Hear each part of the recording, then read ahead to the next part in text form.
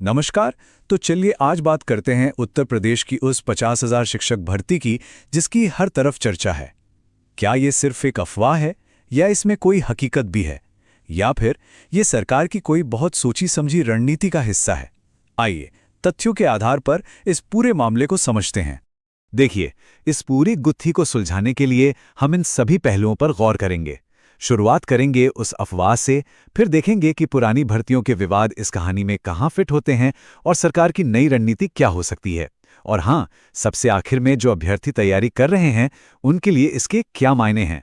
तो सबसे पहले शुरुआत वहीं से करते हैं जहां से ये सारी चर्चा शुरू हुई, यानी 50,000 भर्तियों की खबर। आखिर ये आंकड़ा आया कहां से? ये 50,000 का आंकड़ा है ना, सोशल मीडिया पर तो जैसे आग की तरह फैल गया है। हर तरफ यही बात हो रही है कि सरकार एक बहुत बड़ी, एक मैसिव प्राइमरी टीचर रिक्रूटमेंट लाने वाली है और इसने एक बड़ी उम्मीद जगा दी है। लेकिन ठहरिए, इस नई खबर की तह तक जाने के लिए हमें थोड़ा पीछे जाना होगा, क्योंकि इस कहानी की जड़ें वो पुरानी अटकी हुई भर्तियों के विवादों में हैं। असल में सारा खेल वहीं से शुरू होता है। दो बड़ी भर्तियां, 69,000 और 72,825 वाली। सोचकर देखिए, सालों से ये मामले सुप्रीम कोर्ट में अटके पड़े हैं और इसका असर हजारों कैंडिडेट्स पर पड़ रहा है जो सालों से इंतजार कर रहे हैं। अब ये मामले अपने आखिरी दौर में हैं और सुप्रीम कोर्ट का रुख देखिए काफी हद तक साफ लग रहा है।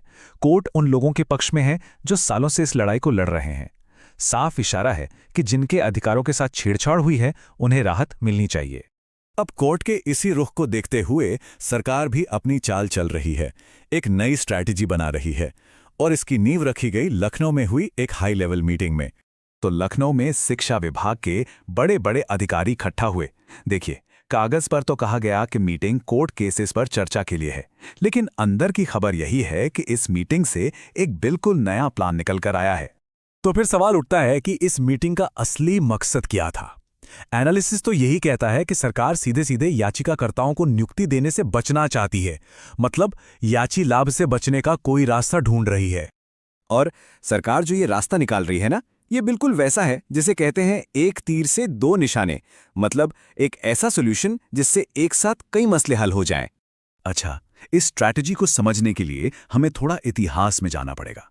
याद है शिक्षा मित्र वाला मामला? सरकार ने तब भी कुछ ऐसा ही किया था।